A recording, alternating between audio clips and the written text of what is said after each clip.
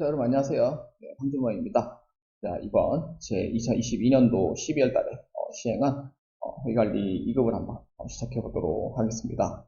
회계관리 2급은 제일 처음 입문하시는 분들 이제 많이 추천하는 자격증 중 하나고, 특히 이론적으로 역량을 좀 기르고 싶은 분들이 좀 계신다고 하면은 저는 이 회계관리 2급을 추천드리는 바입니다. 네, 그렇기 때문에 회관리 2급 총 40문제로 구성되어져 있고, 이 40문제를 이용을 해서 여러분들이 좀 더 쉽게 이해할 수 있고 충분히 합격할 수 있는 그러한 풀이 해설을 한번 해보도록 하겠습니다. 자, 문제 1번부터 한번 보도록 하겠습니다. 자, 다음 중 재무상태표 작성 기준에 관한 의견으로 가장 올바르게 설명한 사람은 누구인가? 입니다. 자, 여기서 이제 철수부터 한번 보도록 하겠습니다. 자, 철수는 재무상태표 자산은 유동성이 높은 순서로 표시해야 한다.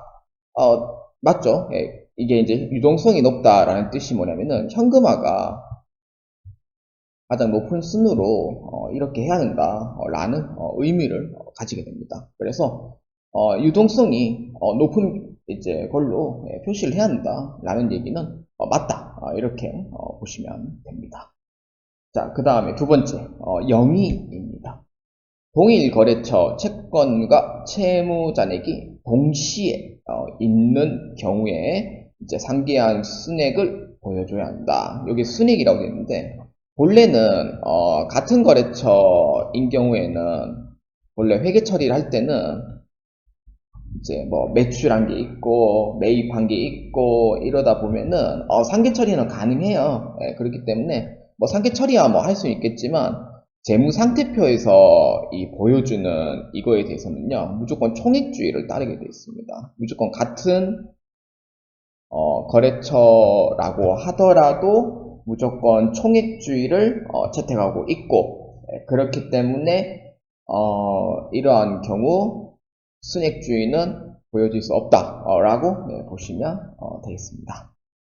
자, 그 다음에 3번 영수는 자본거래에 의한 그 잉여금과 영업활동에 의한 잉여금은 합산하여 표시한다. 아니에요. 이거는 구분계산에 표시라 해가지고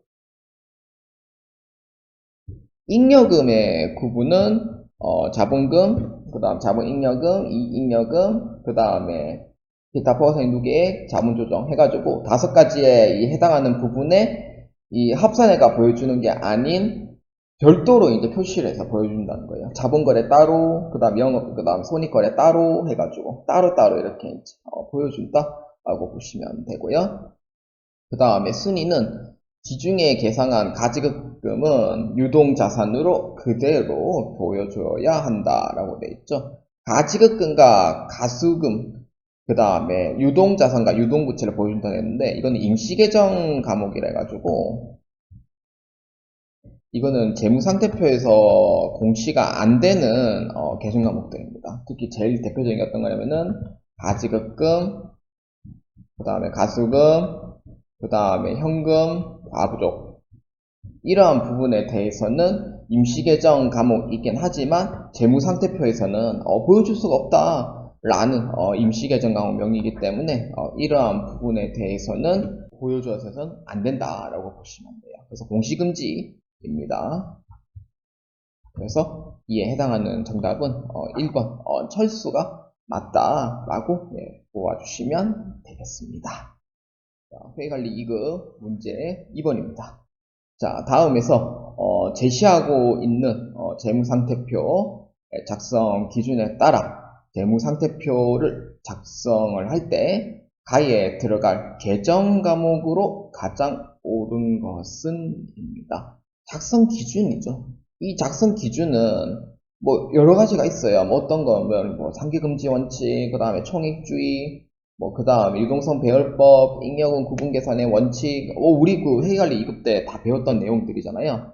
이 작성 기준의 일부가 어떤 거인지 그거를 다 이제 한번 보여주는 내용으로 보시면 됩니다.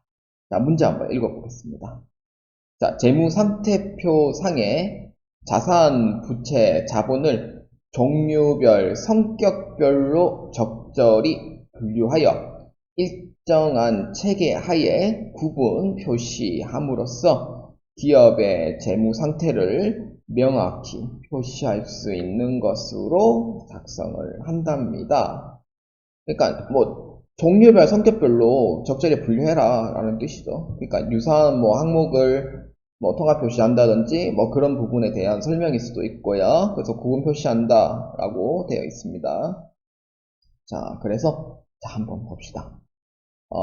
여기 이제 현금, 보통이익금, 여기 보면은 자산 계정 과목이죠. 그 다음에, 가는 뭔지는 모르지만, 일단은 대충 어떤 건지는 알 수가 있어요. 어떤 거냐면은, 자본금이 1억이고, 그러면은, 자본금은 자본이잖아요. 그 밑에 보면은, 부채와, 자본 총계가, 있습니다.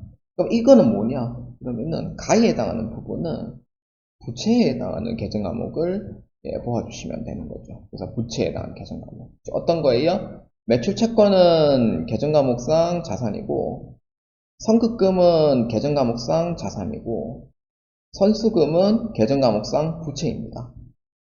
그 다음에 자기 주식은 뭐예요? 자본이죠.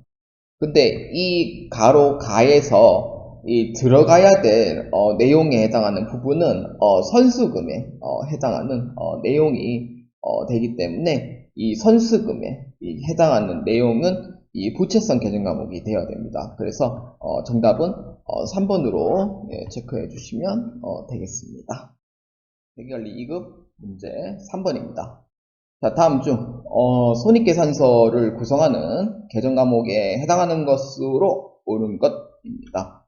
자, 이 문제의 요청 사항은 손익계산서입니다. 그러니까 구성하는 계정 과목에 해당하는 것이라고 되어 있으니까 일단 손익계산서에 해당하는 이 계정 과목 명이 어떤 거인지 그거를 먼저 보셔야 돼요. 그래서 어떤 거냐면은 손익계산서에 해당된다라고 하면은 수익 계정 과목과 비용 계정 과목에 해당이 되는 거죠. 그러면은 수익은 주로 어떤 계정 과목이냐면은 주로 무슨 매출로 많이 끝나고 그 다음에 무슨 이익이나 무슨 수익이나 이런 게 이제 많이 끝나는 계정 과목들이 거의 수익 쪽으로 보시면 되고 그 다음 비용 같은 경우에는 뭐 이자 비용 그 다음에 기부금 그 다음에 무슨 뭐 차손 무슨 뭐 손실, 무슨 B로 이제 많이 끝나는 계정 과목이죠.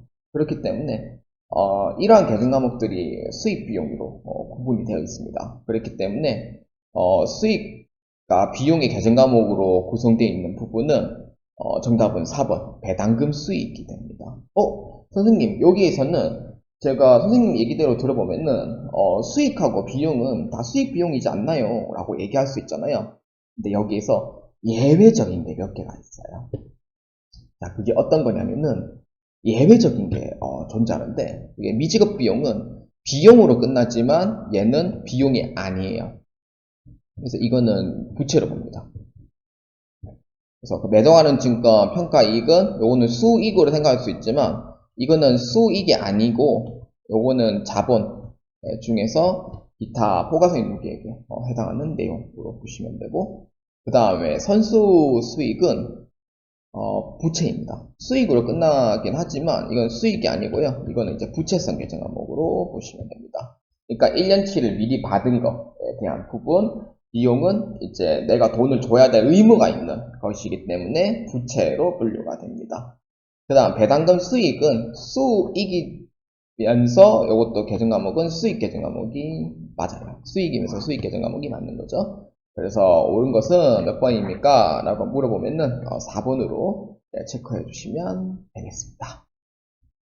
자, 회계관리 2급 문제 4번입니다. 자, 다음은 회계의 순환과정 일부를 나타낸 것입니다. 가에 해당하는 내용으로 가장 옳은 것입니다. 시산표, 정산표, 가에 뭐고 그 다음에 재무제표 작성으로 되어 있죠. 자, 시산표를 작성을 한다 하면은 수정전 시산표랑 그 다음에 결산 분계를 하고 그 다음에 수정 후 시산표를 작성했다고 가정하고 그 다음에 이제 정산표라는 거 작성을 해요. 근데 요새는 정산표라는 개념이 없거든요. 뭐 4일씩, 6일씩, 8일씩이라고 있는데 그거는 제가 정말 오래전 배웠던 내용이 정산표가 4일씩, 6일씩, 8일씩 이렇게 돼 있는 거만 돼 있고 지금은 쓰이진 않습니다. 쓰이진 않고요. 그러면 가에 뭐가 들어가냐면은 무슨 마감이 이제 들어가는 거예요. 정산표까지 다 작성을 했잖아요. 그러면은 재무제표 마감을 해줘야 되거든요. 근데 그 재무제표를 마감하는 그 전 자체 단계가 있어요. 그렇기 때문에 뭐 어떤 거냐면은 이거죠. 회계 순환 과정에서 재무제표를 작성하기 전 마감하는 단계 뭐냐면은 총계정 원장 마감 합니다. 그렇기 때문에 총계정 원장 마감을 해준 거기 때문에 4번의 답은 총계정 원장 작성이 아닙니다. 그래서 계정의 마감, 총계정 원장의 마감 해가지고 정답은 1번으로 체크하시면 되고요. 그 마지막 단계가 재무제표 작성한 후에 이제 모든 게 다 마감한 후에 그 다음에 이호를 시켜버립니다. 그렇기 때문에 정답은 1번으로 체크해 주시면 되겠습니다. 자, 회계관리 2급 문제 5번입니다. 자, 다음은 주식회사 3일에 임대료 수익 계정별 원장을 나타낸 것입니다. 계정별 원장의 기록에 관한 설명으로 옳지 않은 것입니다. 자, 문제 한번 봅시다. 자, 선수 수익으로 처리가 되어 있고요. 자, 임대료하고 현금인데, 자, 이걸 어떻게 읽냐, 이걸 아셔야 돼요. 이게, 날짜는, 12월 31일자 이 거래 내용이고요. 오른쪽에 있는 거는 10월 1일자에 대한 내용입니다. 그러니까 요거는 이제 차변에 해당하는, 내용이 되고요. 그 다음 6만원은, 대변에 해당하는 내용이 되는 거죠. 근데, 그러면은 기준점 뭐냐? 이 선수 수익이 차변인 거고, 요거는 선수 수익이 대변이다라는 것을 보셔야 돼요. 그러니까 T자에서 이 가장 마지막 줄에 있는 이 금액 있잖아요. 이거는 이 계정 과목의 차변에 해당하는 내용. 그 다음에 오른 위에 있는 계정 과목 있죠. 이거는 대변에 해당하는 계정 과목 명을 작성해 주는 거예요. 그러면은 이렇게 이제 볼 수가 있는 거죠. 어떻게 하냐면 차변에 선수 수익 5,000원. 대변에 뭐를 처리해야 돼요? 임대료를 쳐야 되죠. 이렇게 처리하시면 돼요. 그러니까 차변에 선수 수익 5,000원, 그 다음에 대변에 임대료 5,000원으로 처리하시면 되고요.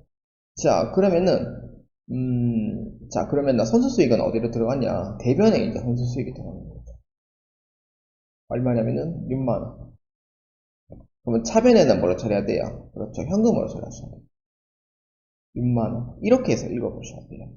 근데 여기에서 이제 얘기를 하는 우리 임대료하고 이 현금에 대한 부분은 계정 과목이 반대로 이제 해당하는 계정 과목 명이 돼요. 그러면은 임대료는 대변에 있는 임대료를 뜻하는 거고, 그 다음에 현금은 차변에 있는 현금을 뜻하는 거거든요. 그렇기 때문에 이게 읽는 방법을 정확히 아시고, 그 다음에 차변과 대변이 어떤 계정 과목인지 그거를 보셔야지만 정확하게 할 수가 있습니다. 자, 그래서 자, 내용을 한번 보도록 하겠습니다. 자, 1번입니다. 자, 회사에 임대료는 5,000원이고 손익계산서에 인식되는 당기 기소분은 15,000원이다. 회사 1개월분 임대료가 5,000원이래요. 어떻게 이게 5,000원일까요?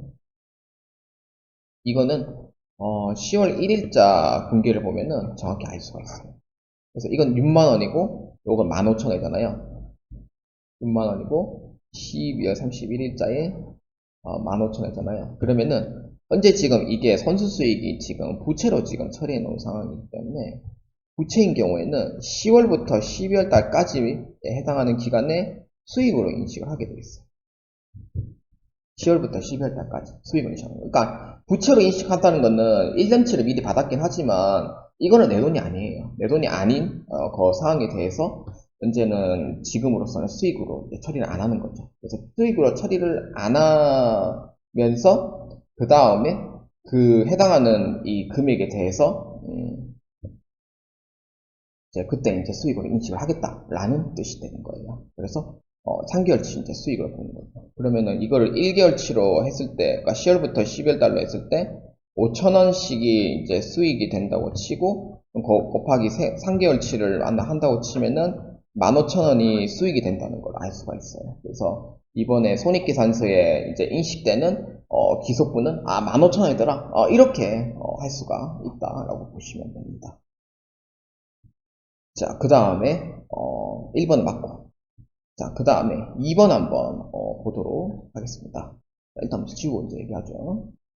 자, 2번은 회사의 임대료는 실현주의 요건에 따라서 손익계산서에 45,000원 인식한다. 아니죠. 수익으로 인식하는 금액은 얼마였어요? 15,000원인 거죠. 근데 올해의 수익이 아닌 금액은 45,000원이 되는 거예요. 그래서 손익계산서에 인식하는 금액은 45,000원만큼 단기에 인식을 해야 된다라고 보시면 됩니다. 그래서 손익계산서에 45,000원 인식한다는 게 이거는 아니다. 15,000원 인식해야 됩니다. 그 다음에 이제 세 번째입니다. 회사의 최초 수익 계정을 이용하여 회계 처리를 하였고 결산 조정을 통하여 부채 계정으로 인식을 하였다. 최초의 수익 계정도 한번 처리했나요? 아니죠. 10월 1일자에 선수 수익으로 처리를 했는 거예요. 그러면 최초에는 뭘로 처리했는 거예요? 수익이 아니죠. 뭐예요? 부채로 처리한 거예요.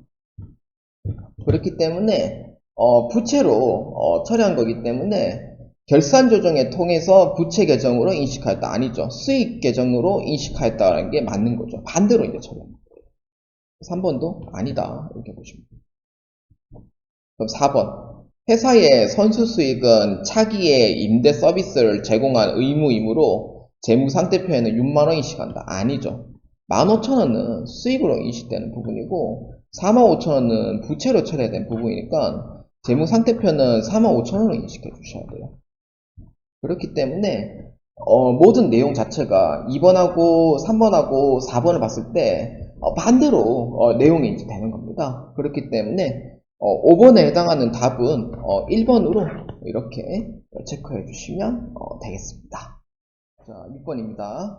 주식회사 3일에 다음 자료를 통하여 빈칸에 들어갈 금액을 계산하면 얼마인가 입니다. 이 중에 자본거래는 없다고 가정합니다. 자본거래는 없어요. 그래서 뭐 따로 뭐 출자했다든지 그런 내용은 없으니까 있는 대로 그냥 하세요 라는 뜻입니다.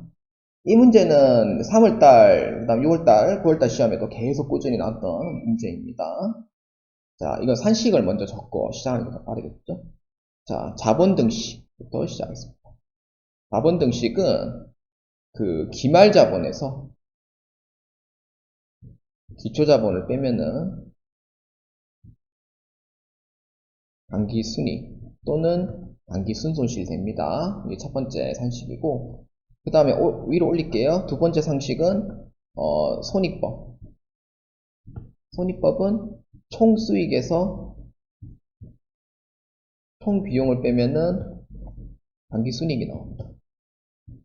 그러니까 이 위에 거랑 이 밑에 거랑 연결이 되어 있는 사항으로 보시면 되고요. 그 다음에 마지막 제3법입니다. 제3법은 자본에서 자본은 자산에서 부채를 빼시면 됩니다. 자산에서 부채 빼면 자본이죠. 그래서 반대로 얘기해도 맞아요. 그래서 이거 세 가지를 이렇게 이제 보시고 한번 문제를 한번 보도록 하겠습니다.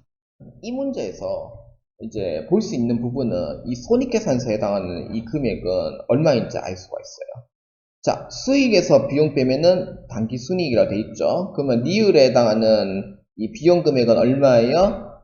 그렇죠. 700원이 되는 거죠. 단기 순이익이 300원 되려면은 비용 금액은 700원이 돼야 한다. 이렇게 이제 보시면 되고요. 그렇기 때문에 니을에 해당하는 부분은 700원이다. 이렇게 보시면 돼요. 그러면은 4번이 답이 될 수가 없다는 걸 확인했고요. 자, 그 다음에 자산에서 부채 빼면은 자본인데, 자, 여기서 이 정기말이라고 되어 있죠. 정기말은 기초를 뜻합니다. 그 다음에 단기말은 기말을 뜻하는 거죠. 자, 그러면은 이 자본 등식에 의해서 기말 자본금은 얼마인지 찾을 수가 있어요. 자, 여기 위에 자본 등식 산식을 보아주세요. 자, 기말 자본은 얼마인지는 알 수가 없습니다. 근데 기초 자본은 얼마 있는지는 알 수 있어요. 자, 그랬더니 단기 순이익 있죠. 여기 단기 순이익. 단기 순이익은 얼마 있는지 알 수가 있어요. 얼마죠? 300원. 선생님, 당기순이 어디 있어요? 여기요. 여기에 해당하는 이 300원. 여기입니다. 제가 이제 칠해놓은데, 여기 300원. 네, 여기 300원. 이렇게 볼 수 있죠. 그러면 당기순이익이 300원이다. 그러면은, 역으로 더해주면은, 기말자본금 얼마예요? 900원이 돼요. 그러면 디귿에 해당하는 금액은 900원이 되는 거죠. 두 개를 좁혀주죠. 이렇게 돼요. 자, 그러면은, 기말자본금은 900원인 걸 알았으니까, 그러면은, 그 다음에는, 이제 여기에 정기말은 기초, 단기말은 기말. 자, 이렇게 한번 봅시다. 자, 그러면은, 기말 자본에 해당하는 금액이 얼마냐면은, 아까 디귿에 900원이라 했었죠. 기말 자본은, 기말 자산이 얼마인지는 모르겠으나, 기말 부채는 얼마 있는지 알 수가 있어요. 400. 기말 자본에서, 기말 부채잖아요. 요거는 이제 더해주면 되죠. 역으로, 요걸 더해주면은, 1300원이 됩니다. 그래서, 단기말의 기말 자산은 1300원 됩니다. 그래서 1300원 되죠. 그럼 기억도 맞아요. 1300원. 그러면은 니은 중에 답 중에 하나겠죠. 그럼 이거 똑같이 하면 돼요. 기말 자본은 이제 900원이고 기초 자본은 600원이니까 그러면은 자산에서 부채를 빼면 자본이니까 정기말에 해당하는 기초 부채는 300원이 되는 거죠. 그렇죠. 300원이 됩니다. 300원이 되고 400원은 답이 될 수가 있어요. 그러면은 6번의 답은 몇 번이냐면은 최종적으로 2번으로 체크해 주시면 되겠습니다. 자, 회계관리 2급 문제 7번입니다. 자, 다음 중 현금 과부족 계정에 관한 설명으로 가장 올바르지 않은 것은 입니다. 자, 현금 과부족이라는 뜻을 먼저 아셔야 될 것 같아요. 현금 과부족은 실제 현금과 장부상 현금의 차이죠. 다른 경우죠. 그러면은 장부상 현금이 더 많은 경우에는 현금이 나간 걸로 취급을 합니다. 그래서 이건 나중에 12월 말자에 자손신고 처리하게 되고요. 그 다음에 실제 현금이 더 많은 경우에는 현금이 들어온 걸로 취급해요.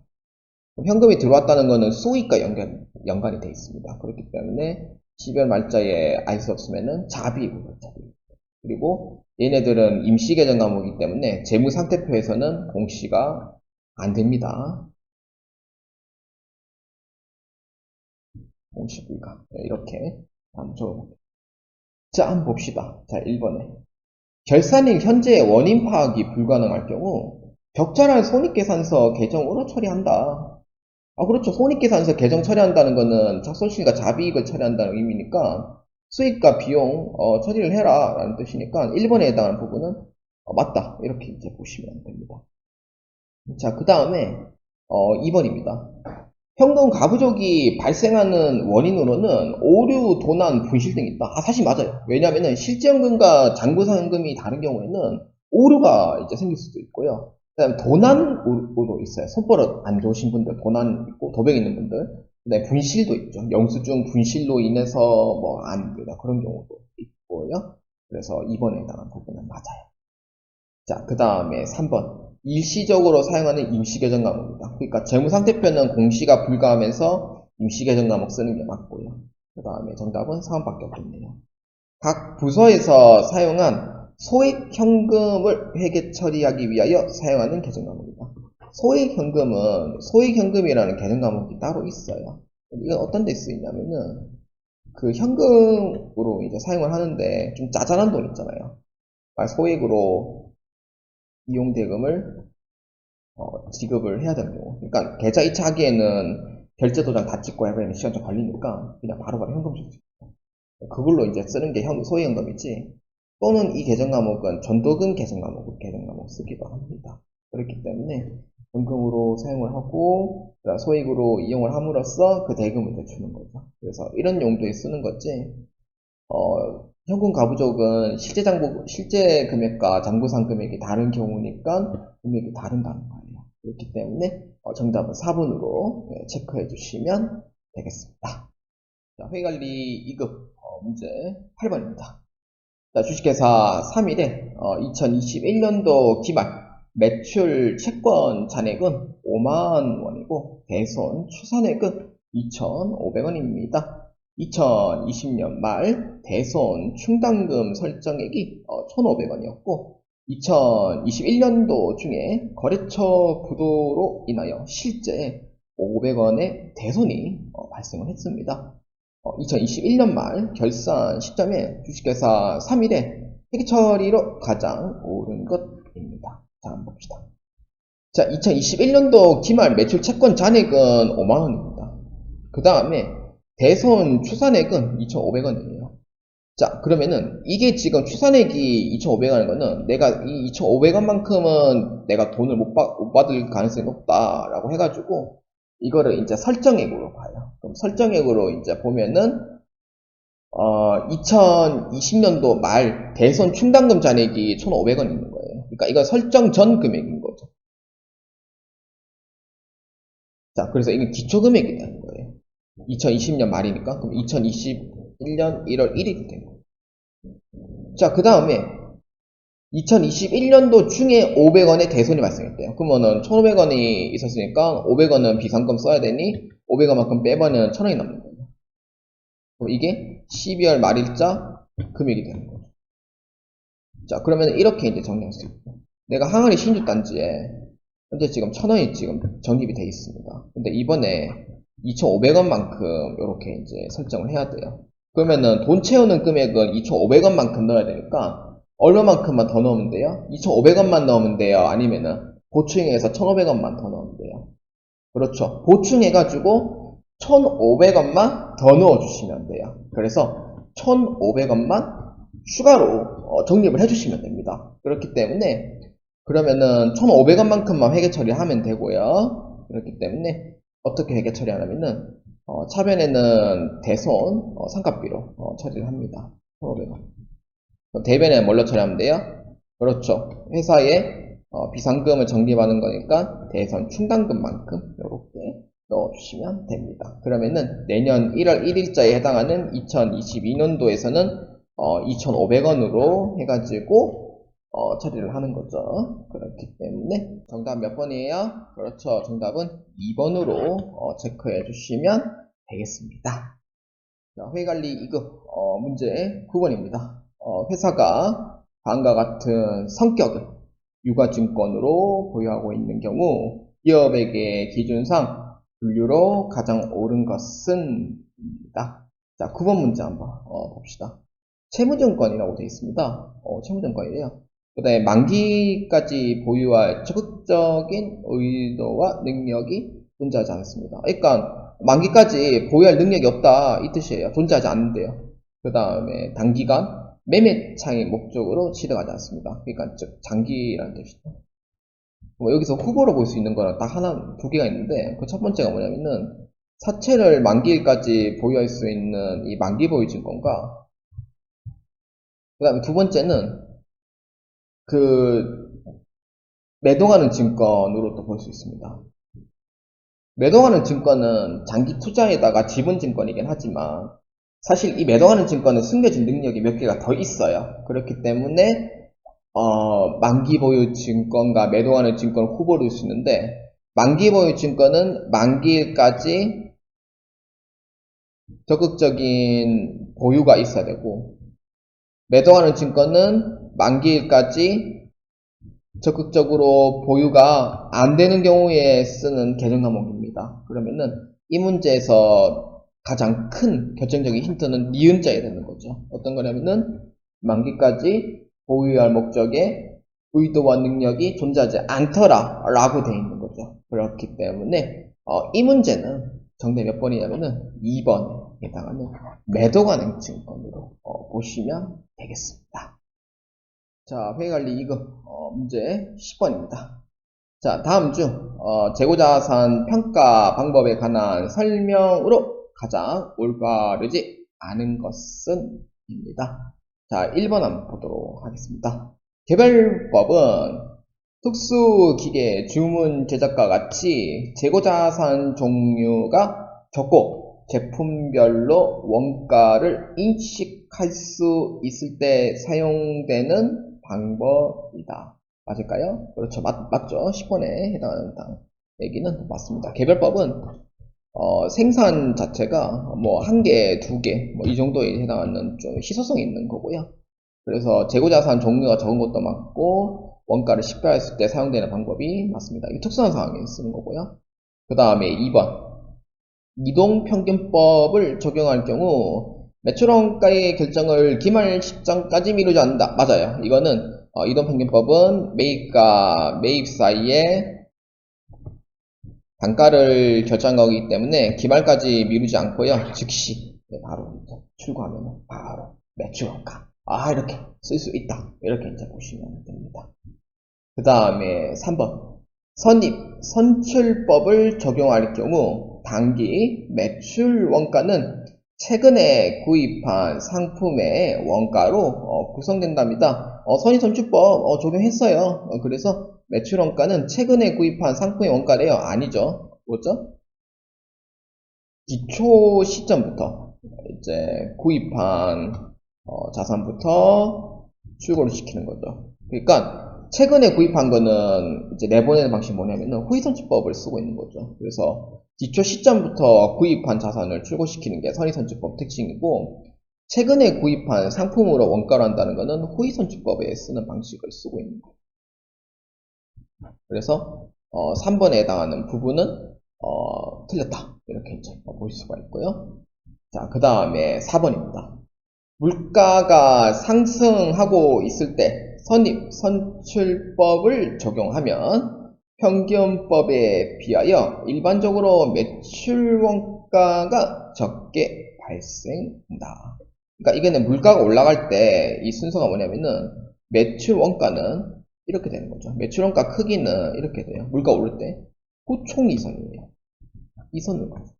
그러니까 단기 순이익은 선이 총이고 매출원가는 비용이기 때문에 반대로 올라가게 돼요. 그래서 후총이선 올라가야 되죠. 그래서 후이선출법, 그 다음 총평균법, 그 다음에 이동평균법, 그 다음에 선입, 선출법, 이렇게 흘러가는 거예요. 그래서 이렇게 순으로 흘러가기 때문에 매출원가가 가장 적게 계산이 된다는 거는 맞다. 이렇게 이제 보시면 돼요. 그래서 10번에 틀린 내용은 몇 번이냐면은 3번으로 체크해 주시면 되겠습니다.